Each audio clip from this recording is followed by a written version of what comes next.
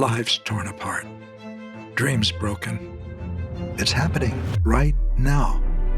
A philosopher, poet, and novelist named George Santayana wrote, "Those who cannot remember the past are condemned to repeat it."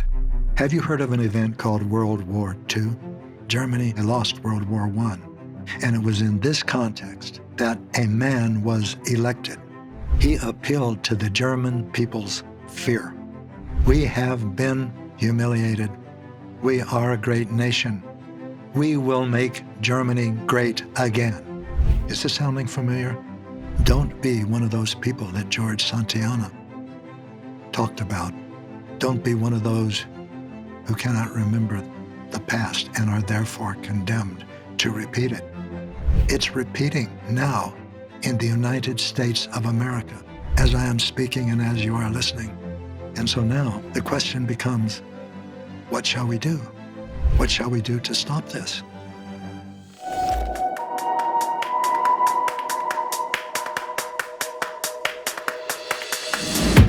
It's always good to be with you. It's good to be with you because we discuss significant things. What makes some things significant more than others? Those that have to do with the soul. Those that have to do with the matter of your life. Those that have to do with the choices that you are making that determine your experiences and determine what you will contribute to the world. Love or fear. That's what we discuss. I love discussing it, and I love discussing it with you. So I am thinking some thoughts that are still with me, and I want to share them with you. Yesterday, I read about an Air India airplane, a big one, that crashed taking off from Ahmedabad Airport in Gujarat State in India. I know that airport. I've flown into it several times. And I visited that city, Ahmedabad, or shortened to Ahmedabad, because it's where Mahatma Gandhi lived, came from, and had his ashram, his first one, the Sabarmati ashram. And that place, it's not holy. It's holy in the sense that there's no spot on earth that isn't holy. But it's special to me because this is the place where Gandhi opened himself to inspiration, because he didn't know what else to do with the brutality, the endless, callous brutality of the British colonial domination. And it was brutal. And he knew that the British were not his enemies. Their policies were.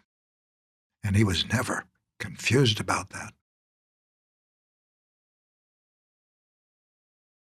So as a result of going to Ahmedabad several times, I have people I love there.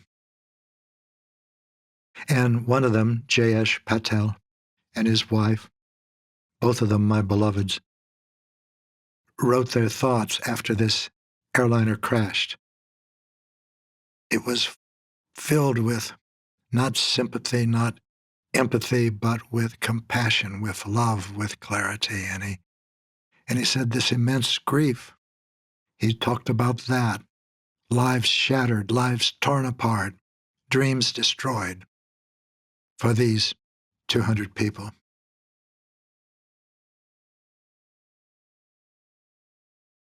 And it touched me, because he always does.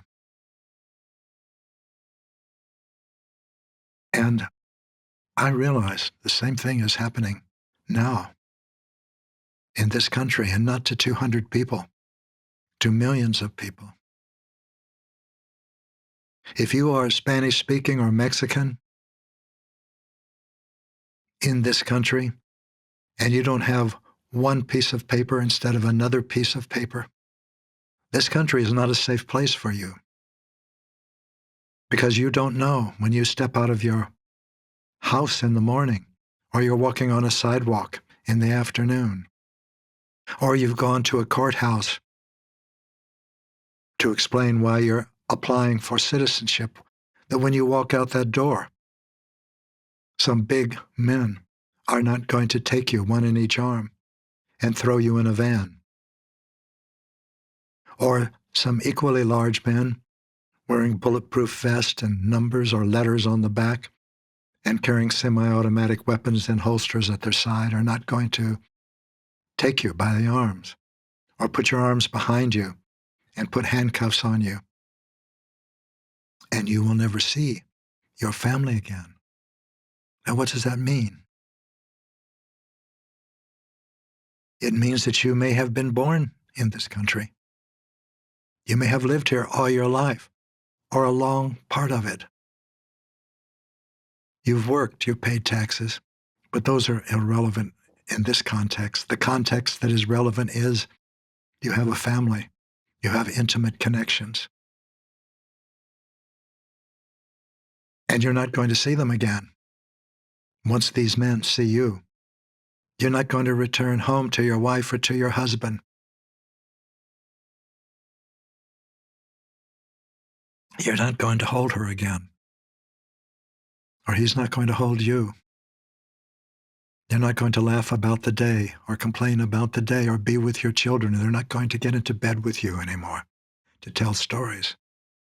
And you may never see them again. You won't in this country. That is what my dear friend Jayesh was describing as lives torn apart, dreams broken,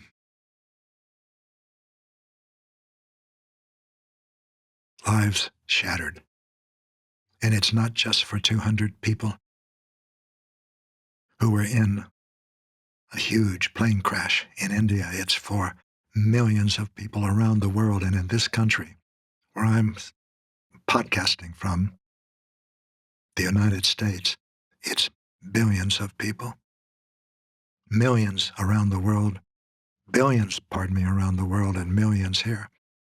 It's happening now, right now.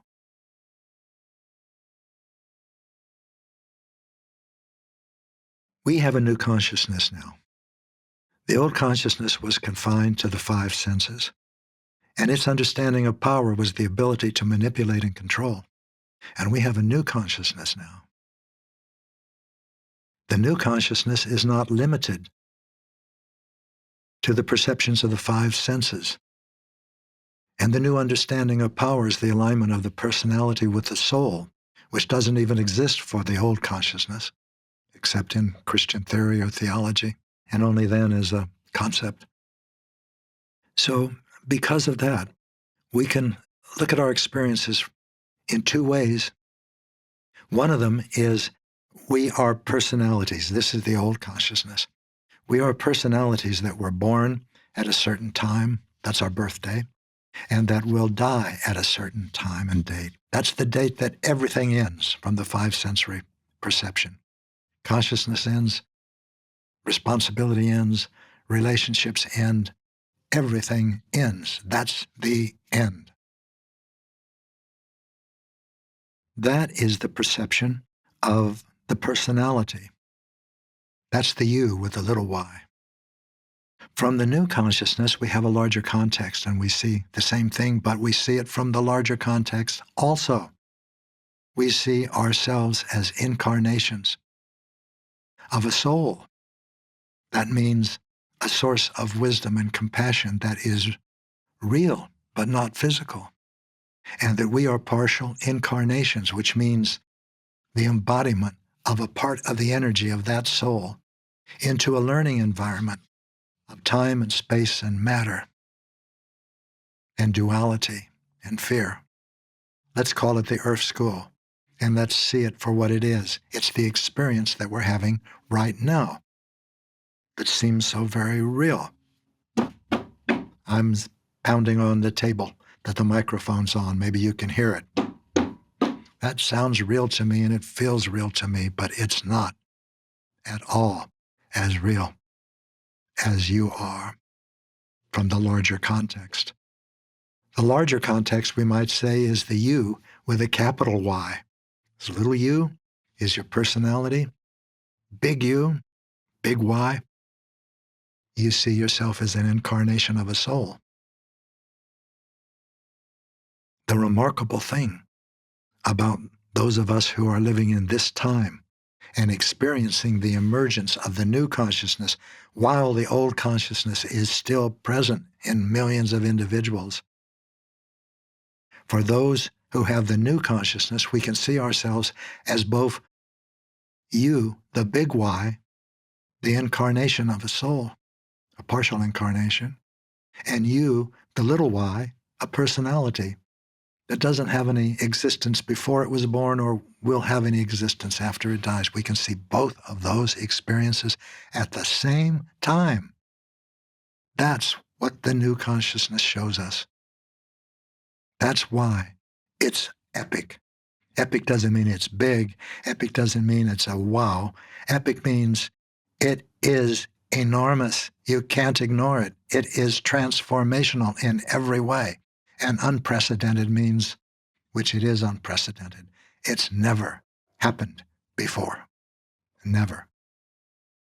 The old consciousness took anywhere, depending upon where you start to count, from 300,000 years to more than 1,000,000 to evolve. This new consciousness is emerging within 3 human generations, and half of them are already here.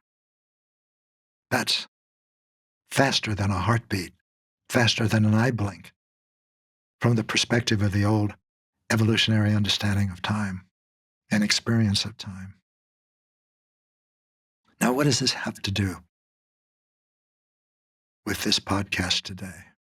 This, whatever you are experiencing, you can experience and are experiencing if you have the new consciousness from a larger context than you were able previously.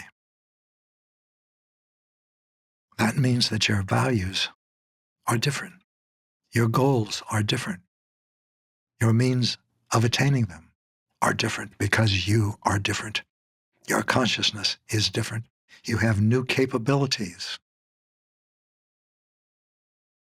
And what Linda Francis, my spiritual partner, and I do is help you, if you're open and it's appropriate for you, to recognize the new consciousness in yourself if you don't already, and to use it to create the new power, authentic power, alignment of your personality with your soul, with harmony, cooperation, sharing, and reverence for life.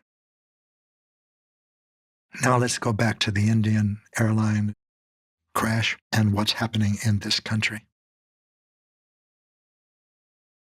A philosopher, poet, and novelist named George Santayana wrote a sentence in a book in 1905 that has been repeated countless times and will be repeated, I intend, countless times more.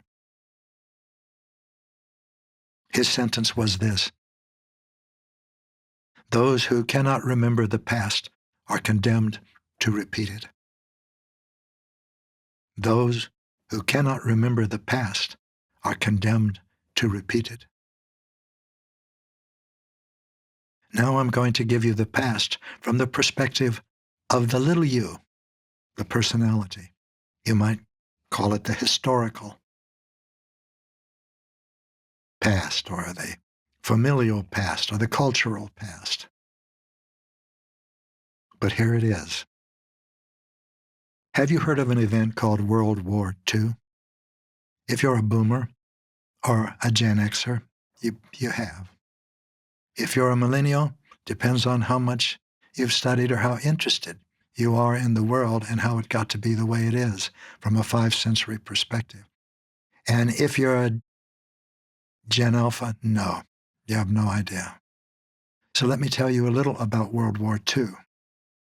It was the first time that the entire world was at war, and that in the pursuit of that war, they used all that the industrial age could give them. Not just rifles, more than gunpowder and bullets. Weapons that could fire hundreds of bullets in a few minutes.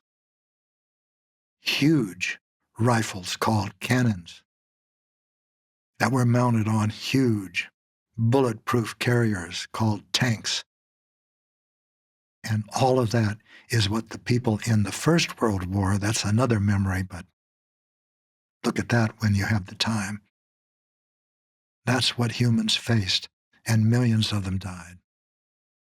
Then came World War II, and that's what I'm talking about now. World War II had adversaries.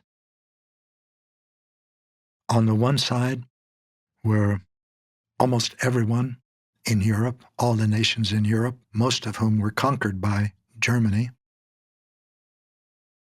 and the United States. And the adversary, and these were called the Allies. And the adversary to the Allies were Germany, Russia at first, and Japan. In that conflict, which had never been seen before, there were no holds barred. Nothing was excluded from the brutality. The Germans and we developed submarines that could fire weapons from beneath the water called torpedoes. And they did, and they would. And they used it to attack everything, mostly convoys carrying supplies to the Allies who were fighting in Europe against the Axis powers, which is what Germany and Japan and Russia were called. And it didn't matter who was on those ships. It didn't matter. The Nazi commanders of those submarines had one goal, one commandment: sink it, kill it. I know that commandment in my way. When I was an infantry officer in the United States Army, I learned the mission of the infantry: to close with and kill or capture the enemy. That's actually the mission of the entire military, whatever it may be called. Doesn't matter if you're only driving a truck or typing a computer. If you're serving that goal, you're in it. You're contributing to it. Part of total war was the dropping of 2 bombs on Japan. One city was called Hiroshima, and the other was called Nagasaki.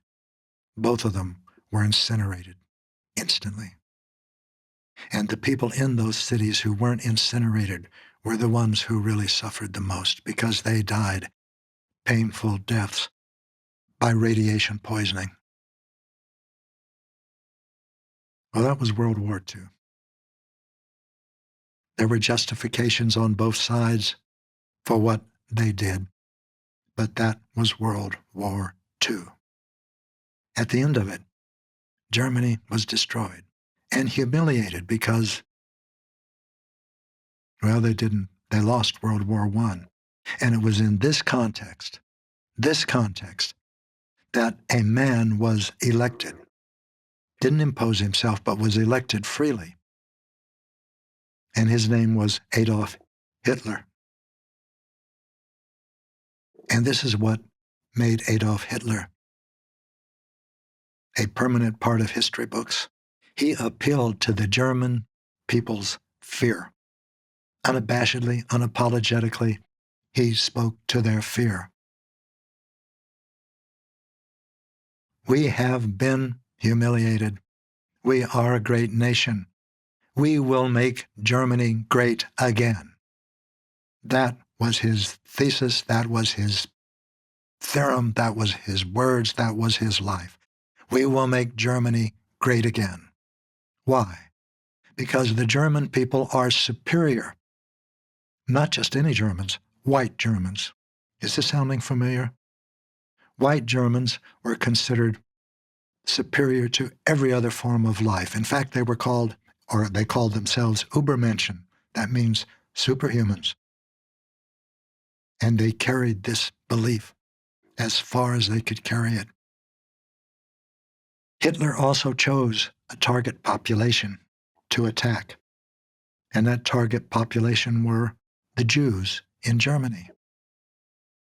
And he and his propaganda minister, George Goebbels, created films and posters depicting the Jews as vermin, rats, running, screeching through sewers, filthy, infested with fleas, disgusting, disgusting, needing to be eliminated, removed entirely, not just temporarily, but completely and forever. This is what Hitler called the final solution to the Jewish problem. And it created horrors that were incomprehensible then and now to really imagine. 6 million Jews and non-Aryans were gathered up by the Nazis and taken to huge concentration and death camps where they were worked for all they could be exploited for and then killed en masse. I won't go into the details of this. It's all in the history books and it's all part of this event called World War II. If you're not familiar with any of this, look it up. Use your AI on your phone. Ask it, what was World War II? Tell me about it. Tell me about the Jews. Tell me about the Nazis. Tell me about Adolf Hitler. Hitler was aiming to make an empire that would last 1,000 years. He called it 1,000-Jahr Reich. It lasted 12 years. In the end, Germany was in rubble. Most of Europe was. And Hitler, alone, only with a prostitute he could buy, killed himself rather than face the destruction that he had created. By the way, Hitler loved large, massive displays of adoration for himself. And he created rallies that are famous even today. One of them in the city of Nuremberg is called the Nuremberg Rally. And photos of it and newsreels of it are awesome. Thousands and thousands of people, all in uniform, all uniformly raising their hands in a particular Nazi kind of salute and saying, Heil Hitler, at the same time, reverberating through the stadium like thunder with huge banners. And he on the rostrum. And he loved military parades. Is this sounding familiar again? Parades that would show the brutality or the brutal capability of a military force used against anything but another military force, and especially used against its own people or any other unarmed people. Don't be one of those people that George Santayana talked about. Don't be one of those who cannot remember the past and are therefore condemned to repeat it. It's repeating. Nazi Germany and Hitler are repeating now in the United States of America, as I am speaking and as you are listening. And so now, if all of this is correct, and you can see for yourself if it is, no matter what source you consult, the question becomes, what shall we do? What shall we do to stop this? And that is what we're going to discuss in the next podcast. Not what you should do, what you must do. Not as a commandment, do this or don't do this. Not in the context of this would be right and that would be wrong. But we are going to discuss suggestions, things that you can do. And this is the context that makes our new human species remarkable in so many ways, because you have a choice. It's always your choice. Your choice of what? This is what we're going to discuss when we meet again. So I invite you to the next podcast, which will be a continuation of this one. If you're enjoying anything you're hearing on this podcast, subscribe to it. Now, what do I mean by enjoy? Do I mean, is it entertaining for you? Does it make you laugh? Does it make you forget your worries? That's not what I mean. I mean, do you resonate with anything that I say as relevant, profound, and pertinent for you, not for the world, for you? Something that you can use, something that you can experiment with in your life. If you do, if you resonate, then subscribe, because there's more where this comes from. It comes from the universe, as do you. I have a soul step for you. Take out your soul notebook, which you've been writing in, with your soul fountain pen. Soul means having to do with your spiritual development. And write in your soul notebook what you think we should do next, what you think you should do next. If it's your intention to change what's happening in the United States now, what would you do? Not everybody agrees that what's happening in the United States now is what should be happening, but many do. How would you relate to them? Write that in your notebook too. Write all of your thoughts in your notebook. Don't be afraid to write anything, because some of the thoughts that will come to you will be from loving parts of your personality that are grateful and appreciative and patient and content and in awe of the universe. And others of the thoughts that will come to you will be from frightened parts of your personality, which are angry, jealous, resentful, competitive, hoarding, and exploit. Write them all, because they're all coming from you. And then ask yourself, how can I sort all of this out? What should, what would, what could I do now? I'm looking forward to being with you again soon. I always do. I'm Gary Zukav.